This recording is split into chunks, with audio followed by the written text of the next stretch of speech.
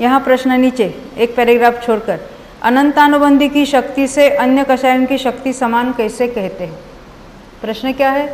अनंतानुबंधी के साथ जब अन्य तीन का उदय है तो वे भी अनंतानुबंधी जैसे कार्य कर रहे हैं। क्या कार्य कर रहे हैं? सम्यक्त और संयम नहीं होने दे रहे हैं।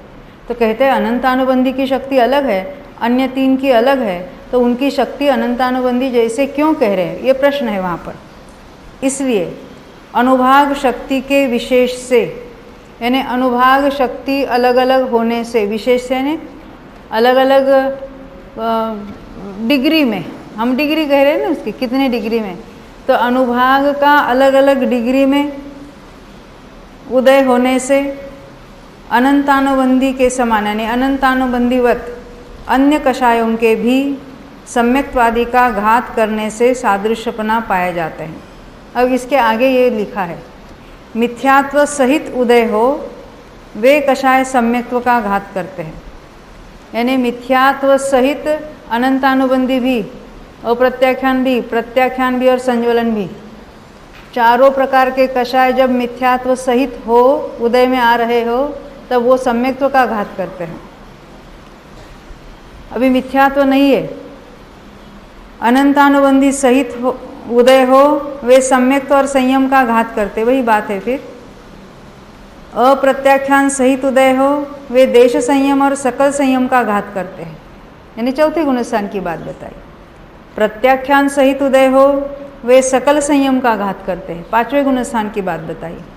संज्वलन के देशघाती स्पर्धकों का उदय है, छठे सातवें गुणस्थान की बात है, वह यथाख्यात संयम का घात करता है, यानी 10वें तक समझते हैं हम।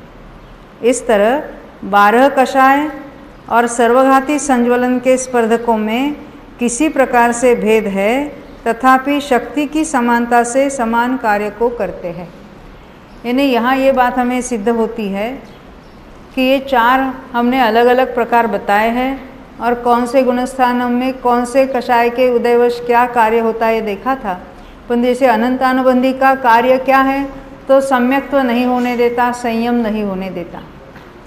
पर जो अप्रत्याख्यान, प्रत्याख्यान और संज्वलन पहले गुणस्थान में उनका जितना उदय है, वहाँ इतना तीव्र अनुभाग का उदय है, वो बिल्कुल अनंतानुबंधी जैसा ही वहाँ कार्य कर रहे हैं।